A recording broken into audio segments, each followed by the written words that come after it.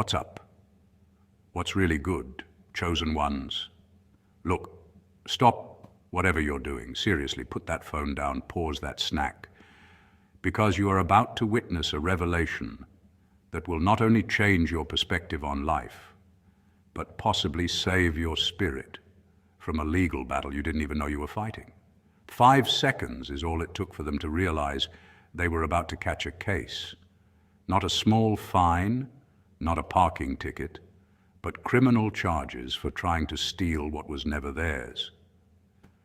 I gotta ask, do you know what is truly yours?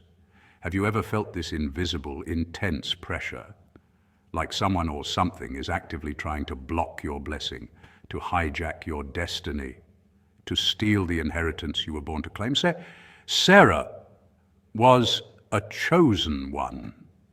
Didn't know it yet, but she was. Her wealthy, estranged grandfather passed away and left her the bulk of his estate. Why? Because she was the only one who treated him with genuine, pure, unadulterated love in his final years. The extended family, a pack of wolves. They descended faster than a Twitter mob on a misstep, filing lawsuits, forging documents, whispering lies to the lawyers. It was a spiritual battlefield dressed up as a probate court. They thought they had it in the bag. They had the papers, they had the connections, they had the gall. But what they didn't have was the divine favor that was backing Sarah. Every time they threw a legal punch, the universe deflected it. Their evidence crumbled. Their witnesses contradicted themselves. One cousin even confessed on the stand to tampering with the will. Criminal charges loading. Sarah didn't win because she hired the most expensive lawyer. She won because she walked in with an unshakable, God-given inheritance that no man, no lawyer, and certainly no scheming cousin could touch. Hear me now. The way you win this inheritance case, the case for your peace, your joy, and your destiny, is by activating the chosen one status, the universe stamped on your soul. You see, your inheritance isn't just about money or mansions. It's about the authority you walk in, the light you carry, and the blessings that are eternally reserved for you. But the enemy, be it fear, doubt, toxic people, or literal spiritual shenanigans, is always trying to file a fraudulent claim against your life. They want to load you up with criminal charges of guilt, shame, and defeat. If you've ever felt like you're doing everything right but still hitting a wall, stick around. We are breaking down the 7 spiritual strategies that Sarah used, consciously or unconsciously, to win her battle and leave the opposition picking up their criminal charge papers. You, chosen one, are being called to a higher awareness. This isn't just a YouTube video. It's a spiritual awakening manual. Watch till the end, because your breakthrough isn't just coming, it's already been legally decreed. Let's dive in. Point 1, the inheritance mindset. Knowing your worth is non-negotiable. Before you ever face an enemy outside of you, chosen one, you first have to conquer the enemy within, your insecurity. This is the battle most people never win because they keep swinging at shadows, fighting people, circumstances, and systems, but never confronting that quiet, sabotaging voice in their own head. Insecurity whispers that you don't belong, that you're not good enough, that you need to prove yourself endlessly, just to stand in the room. But here's the truth. Before the world even formed, you were already written into the script of destiny. The first step in winning your case, in stepping into your authority, is not about skill or connections. It's about knowing you have a right to be there. This isn't arrogance, it's alignment. It's not entitlement, it's acceptance of divine law. You are a chosen one, period.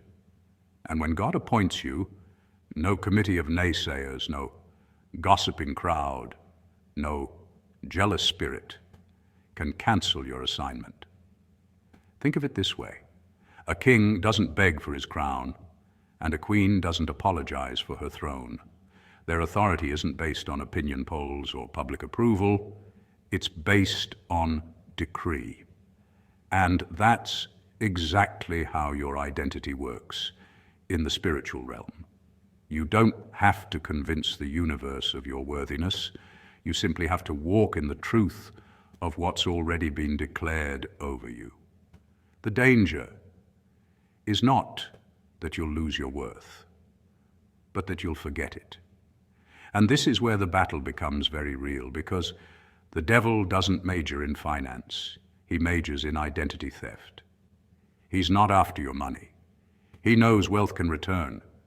He's not even after your possessions. He knows things come and go. What he wants is far greater. He wants your sense of self, because once he shakes who you are, everything else crumbles. Psychologists today confirm that identity and self-worth are the bedrock of mental health. When someone has a fractured sense of self, they can be manipulated, controlled, and swayed by the opinions of others. This is why propaganda, peer pressure, and toxic environments work so well. They target identity. And in the spiritual dimension, the same principle applies. The devil doesn't need to push you into destruction directly. He just needs to make you doubt who you are. If he can trick you into minimizing your shine, dimming your light, or thinking you're unworthy, then he doesn't need to destroy you. You'll destroy yourself by living below your calling. But here's where your power lies, chosen one. Every time you choose to stand in your worth, every time you decide not to shrink in the presence of envy or opposition, you reclaim territory the enemy tried to steal. You shift the atmosphere without even trying, because your identity speaks before your mouth does. Have you noticed that when you walk into a room with quiet confidence, people feel it before you say a word? That's not ego. That's the spiritual weight of someone who knows who they are.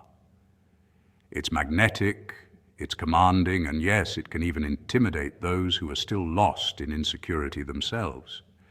History shows us countless examples. David was mocked before he killed Goliath because people doubted his worth. Yet David didn't win with armor, he won with identity. He knew who he was and whose he was. Jesus himself was constantly questioned. By what authority do you do these things? And his answer was clear. He didn't need validation from men because his identity was rooted in his Father. Even in modern culture, the most unshakable leaders, thinkers, and change makers are not necessarily the wealthiest or strongest. They're the ones who refuse to let the world tell them who they are. So stop minimizing your shine, chosen one. Stop playing small just to make others comfortable. Insecurity is the first battlefield. And once you've won that, the rest becomes strategy. You are not required to explain your worth. You are required to embody it. And when you do, the enemy cannot touch you, because the greatest weapon against him is not your sword, but your unshakable identity. Remember this: crowns are not begged for, they are worn, and yours is waiting. Point 2, wielding the weapon of unbothered peace, the chill factor. While everyone else is running around, stressed out and emotionally combusting, your superpower is peace. That might sound simple, but in a world designed to keep you anxious, this is nothing short of revolutionary. Think about it. Most people are glued to their phones, drowning in notifications, headlines screaming disaster, and social media gossip pulling at their emotions like puppet strings. Meanwhile, you, the chosen one, are walking through this chaos like a monk strolling through a marketplace, aware of the noise but untouched by it. That's not indifference. That's mastery. The enemy thrives on chaos because chaos clouds judgment. If they can get you frazzled, if they can make you reactive, they can make you sloppy. But your calmness cuts their power supply. By staying grounded, you're basically telling the drama, "Nah, boo, you ain't worth my cortisol." And for context, cortisol is the stress hormone. Too much of it weakens your immune system, drains your energy, and accelerates aging. Science literally backs up your peace as a shield. Now here's where it gets interesting. When people see that you don't flinch, that you don't clap back at every insult or melt down at every inconvenience, they start to get uncomfortable. Why? Because it exposes their dependence on noise. Most people need conflict to feel alive. They need gossip to feel relevant. They need drama to avoid facing their own emptiness. But when you're sipping your tea, calm as Sunday morning, it forces them to face themselves. Your peace becomes a mirror, and mirrors don't lie. That's when envy creeps in, because you embody the one thing they can't fake: authentic inner stability. Even history testifies to this. The Stoics, Marcus Aurelius, Epictetus, Seneca, taught that peace of mind is the highest victory. Marcus Aurelius, who literally ruled an empire, wrote in his meditations that a person who remains calm in the face of insult is more powerful than the one who controls armies. On a spiritual level, scriptures echo this truth. "Be still and know that I am God" is not just poetic, it's a battle strategy. Stillness connects you to source, to divine clarity. The enemy can throw lawsuits, betrayals, rumors, or losses your way. But when you choose stillness, you stand in alignment with wisdom greater than human chaos. That's the ultimate spiritual wit. When they're throwing legal threats, you're sipping spiritual tea. And yes, I joked about Snoop Dogg saying, "Nope, smoke weed every day." But here's the twist. The real high isn't chemical, it's spiritual. Neuroscience shows that meditation and prayer increase serotonin and dopamine, the feel-good chemicals, naturally lifting your mood. Translation: you don't need substances to feel elevated. You need alignment. Staying high on faith every day gives you the clarity to smile when others frown, to laugh when others panic, and to glow when others burn out. Your tranquility is your moat, and every moat makes a fortress hard to conquer. So, chosen one, never underestimate how radical your calmness is. You're not weak for being unbothered, you're untouchable. While the world is addicted to chaos, you're addicted to peace. And that's why they envy you. They can't figure out why you're not stressed, why you're not reacting, why you're not crumbling like everyone else. But here's the secret. You already know that peace isn't the absence of problems. It's the presence of power. And that power makes you unshakable. Point 3, the power of prayerful due diligence. Prayer isn't just a ritual or a daily checklist. It's the lifeline of a chosen one. Too many people treat prayer like tossing coins into a wishing well, hoping something sticks. But true prayer, powerful prayer, is strategic. It's spiritual due diligence. Imagine walking into a courtroom without the right paperwork. Your case would be dismissed before it even began. The same applies in the spiritual realm. When you pray vaguely, "Bless my life," or "Help me," you're leaving your request wide open, unfocused, and often without the weight it deserves. But when you pray with precision, you are effectively filing the right documentation in the courts of heaven. Instead of "Bless me," you declare, "Expose the lies spoken against me. Silence the tongue of slander. Align me with the mentors who will unlock my destiny and open the exact door I need in this season." That's not begging. That's speaking in legal terms that heaven recognizes. Science even backs this up. Studies in psychology show that specificity strengthens focus. When people set clear, measurable goals, they are far more likely to achieve them. Prayer works similarly. It isn't just wishful thinking. It aligns your subconscious, your decisions, and your spiritual authority with the path you're asking for. A chosen one understands that prayer isn't simply words sent into thin air. It's communication with the source of all inheritance, the one who holds the blueprint of your life. This means you're not groveling, you're accessing your rights. Think about it. An heir to a kingdom doesn't beg for bread, they claim what already belongs to them. And here's where it gets even deeper. The scriptures often describe prayer as incense, rising to the throne. That means every word, every plea, every declaration leaves an imprint. It's not wasted energy. It's recorded like court transcripts, and when the appointed time comes, heaven rules in your favor. This is why chosen ones must be bold in prayer. Don't just pray for a job.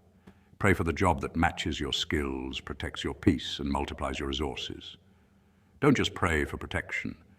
Pray that hidden enemies reveal themselves, that every false alliance crumbles before it takes root, and that your spirit discerns counterfeit opportunities disguised as blessings.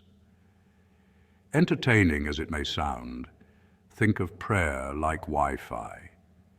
If you're not connected, you can't download what's already been prepared for you. The signal is always there, but you must tune in and type the exact command. Imagine typing random stuff into a search engine, you'll get chaos. But when you search precisely, the results are refined. Prayer works the same way. Vague prayers bring vague results. Precise prayers activate precise movements. Chosen one, you were never called to pray timidly.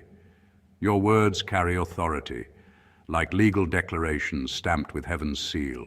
Even Jesus said, "Ask and you shall receive." He didn't say whisper aimlessly.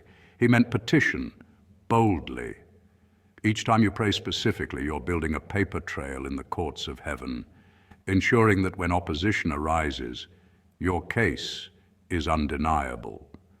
So stop treating prayer like a last resort or a half-hearted request. See it for what it is, the courtroom where destiny is decided. The more specific you get, the more undeniable your inheritance becomes. You're not just talking to the ceiling, you're speaking to the judge, the father, the architect of your calling. Pray like a chosen one, because heaven is listening with a pen in hand, ready to rule in your favor. Point 4, discernment, when to speak and when to silence. You're a chosen one, not a town gossip, and that alone puts you in a category that most people will never understand. Gossip is the language of the insecure. It's how people without real power convince themselves that they matter, but you, chosen one, carry a different kind of authority. Your silence is not emptiness, it's strategy. It's like the pause before a thunderstorm, the stillness that unsettles everyone because they know something greater is coming. And when you master the art of silence, you become untouchable in a world where everyone else is addicted to noise. Think about Sarah, surrounded by wolves who wanted her to react, to slip up, to give them something to use against her. That's how the world often treats the chosen. People wait for your emotional reaction like hunters waiting for prey. They bait you with lies, tempt you with drama, and poke at your patience. Why? Because reaction is currency. The moment you lose control of your tongue, you give them ammunition. But Sarah didn't bite. She kept her composure, and in doing so, she forced her enemies to reveal their true selves. They ended up entangling themselves, their words becoming their own trap. That's the power of discernment. knowing when to speak and when to let silence do the talking. Psychologists have studied this dynamic and found that silence can be more disarming than confrontation. In negotiation theory, it's called strategic silence. The less you say, the more others reveal. Criminal investigators use this all the time. They stay quiet, letting suspects talk themselves into confession. The same principle applies in everyday life. If you stay calm, still, and observant, those with malicious intent eventually expose their schemes without you lifting a finger. The Bible even affirms this wisdom in Proverbs 17:28. Even fools are thought wise if they keep silent, and discerning if they hold their tongues. And here's where it gets deeper. Not every battle is yours to fight. The chosen ones are marked not by how many arguments they win, but by how many they avoid.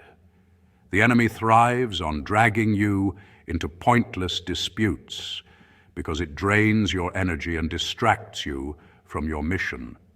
But when you choose silence, you send a louder message than words ever could. You're saying, I value my peace more than your drama. I choose my destiny over your distraction. That's spiritual maturity, and it's rare. Let's not forget history. Leaders, prophets, and visionaries who were misunderstood often practiced silence as their greatest weapon. Jesus remained silent before Pilate, allowing his accusers to expose themselves. Gandhi mastered silence as a spiritual practice, using it to recharge and to resist the chaos of oppression. Even in warfare, Sun Tzu wrote, "Silence is a source of great strength." The pattern is universal. Those who control their tongue control their fate. So, chosen one, the next time gossip swirls around you, remember, you're not a town gossip, you're a guardian of wisdom. Observe people carefully. Notice who seeks your reaction and who respects your stillness. Let others talk themselves into their own chaos, their own reputational ruin, even their own criminal charges, if that's where their path leads. Your job is not to match their energy, but to rise above it. That's the irony. Your silence, which they mistake for weakness, is the very thing that protects you and exposes them. And while they waste their breath trying to tear you down, you can serve yours for building, creating, and fulfilling your purpose. Because in the end, chosen one, silence is not just the absence of words, it's the presence of power. Point 5, embrace the refiner's fire, the pressure cooker test. Look, chosen ones, the process is not always pretty, and that's the part most people don't want to hear. Everyone wants the glory, but few want the grind. Sometimes your inheritance doesn't show up in a velvet box with golden wrapping paper. It comes hidden inside what looks like chaos, heartbreak, or loss. This is what spiritual teachers call the refiner's fire. In metallurgy, when gold or silver is refined, it is exposed to extreme heat until all impurities rise to the surface and are burned away. Only then does the metal shine in its purest form. Spiritually, your trials work the same way. That pressure, that frustration, that sleepless night when you wonder why you were chosen in the first place, that's not punishment. It's purification. It's God's way of ensuring you're not only able to receive your inheritance, but strong enough to sustain it. Think about diamonds. They don't form in comfort. They're born in the crushing weight of the earth, under unimaginable pressure over thousands of years. And yet when unearthed, they're the most unbreakable and valuable gems on the planet. Chosen ones, that's exactly what your fire is doing. You're being transformed from coal into diamond, from ordinary into unshakable. And here's the truth most don't talk about. Not everyone can withstand that process. Many crack under the heat, many walk away, Many settle for less because the fire feels unbearable. But you're built differently. You were designed with spiritual asbestos, that divine resilience that lets you walk through flames without being consumed. Even the Bible confirms this in Isaiah 43:2. When you walk through the fire, you will not be burned. The flames will not set you ablaze. That's not poetry, that's a promise. Now here's where it gets even deeper. Psychologists have studied what's called post-traumatic growth, the phenomenon where, after enduring great stress or trauma, some individuals don't just recover, they actually become stronger, more compassionate, and more resilient than before. Sound familiar? That's the refiner's fire in modern scientific language. Where others break, you evolve. Where others lose faith, you gain wisdom. What you thought would destroy you actually chisels you into someone who can carry blessings without being destroyed by them. Because here's a little-known truth. Sometimes blessings, when given too soon, can become curses. Wealth without discipline, influence without humility, power without wisdom, those things crush people. That's why you've been tested, stretched, and sometimes stripped down to nothing. The fire wasn't meant to reduce you, but to prepare you. Even history tells the same story. Nelson Mandela spent 27 years in prison, 27 years in what seemed like endless fire, before walking out prepared to lead a nation. Would he have been the same leader without the refining? Probably not. The fire carved patience, resilience, and vision into his character. That's the pattern of all chosen ones. The deeper the fire, the greater the destiny. Your suffering is not wasted. It's a tailor-made training ground. So, chosen ones, don't run from the fire, don't despise the heat.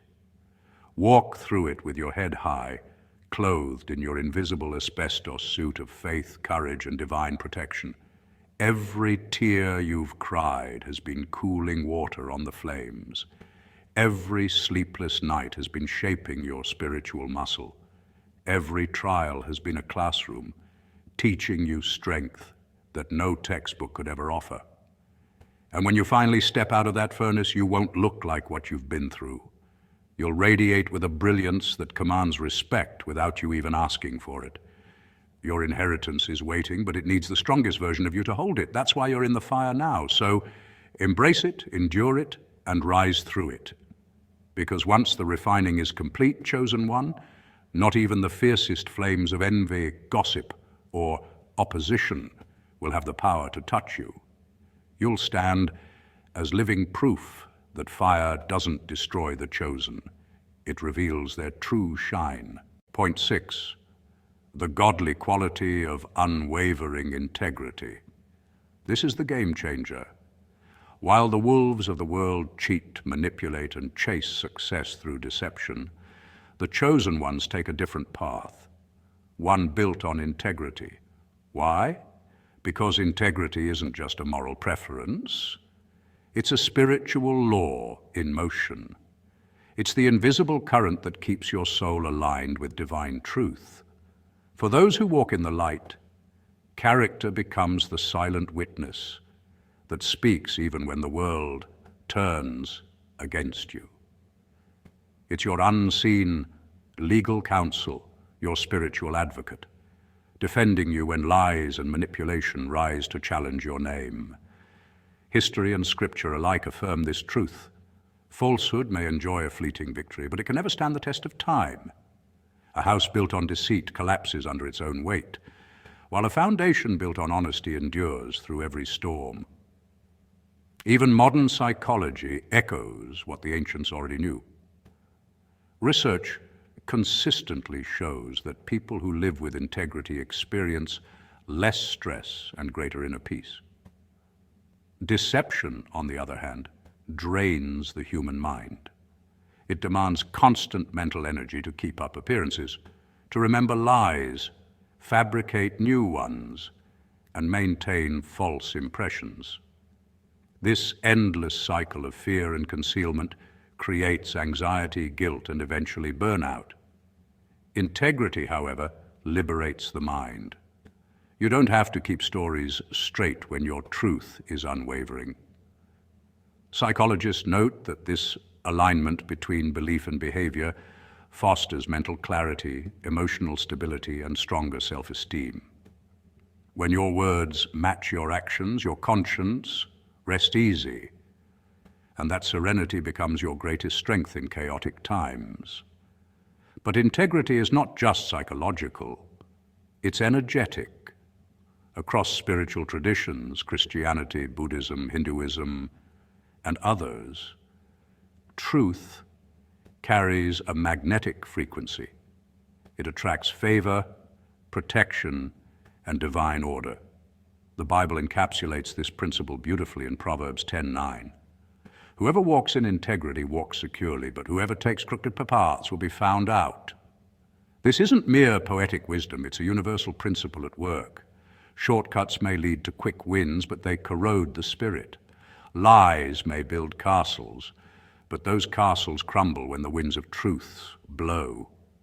For the chosen ones, integrity is not negotiable. It's your covenant with the divine. Even when the world tempts you to compromise, your honesty is your armor, your way of saying, I trust God's timing more than man's schemes. History stands as a mirror reflecting this truth. Those remembered with reverence were not the clever deceivers, but the ones who held firm to integrity.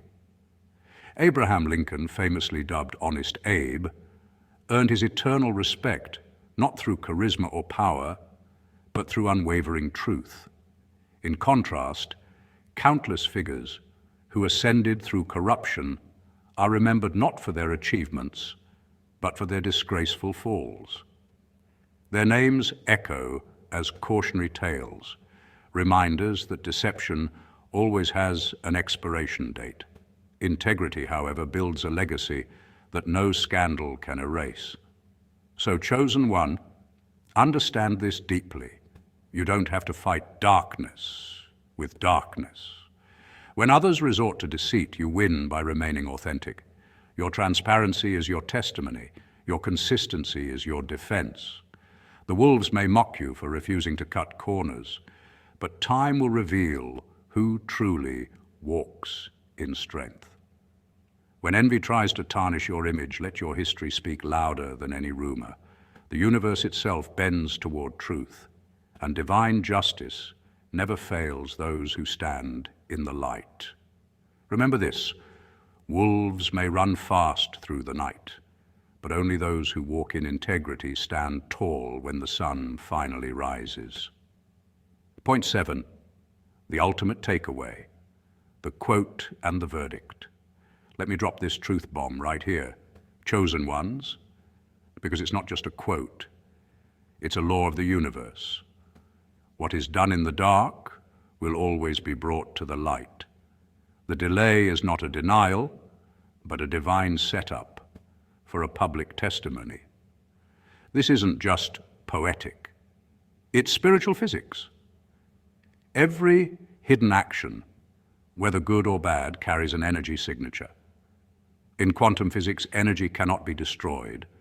It only transfers or transforms. Spiritually, this means the seeds planted in darkness, whether seeds of betrayal or seeds of faithfulness, will eventually bloom for all to see. That's why your victory was never designed to be private. It's not just about you winning quietly. It's about the world witnessing what God can do through a life surrendered to purpose. Chosen ones. History has always proved this principle true. Think about Joseph in the Bible, sold into slavery, falsely accused, thrown into prison.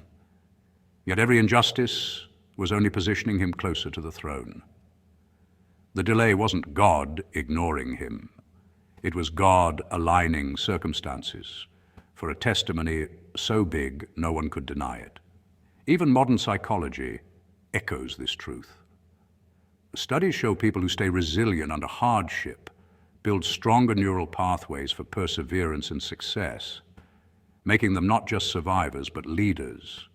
You're not just going through trials, you're being hardwired for greatness. And here's the part that makes this a divine plot twist. While your enemies think they're burying you, they're really planting you.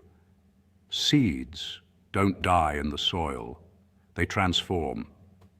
Those who try to steal your joy, block your path, or smear your name have unknowingly prepared the stage for your breakthrough.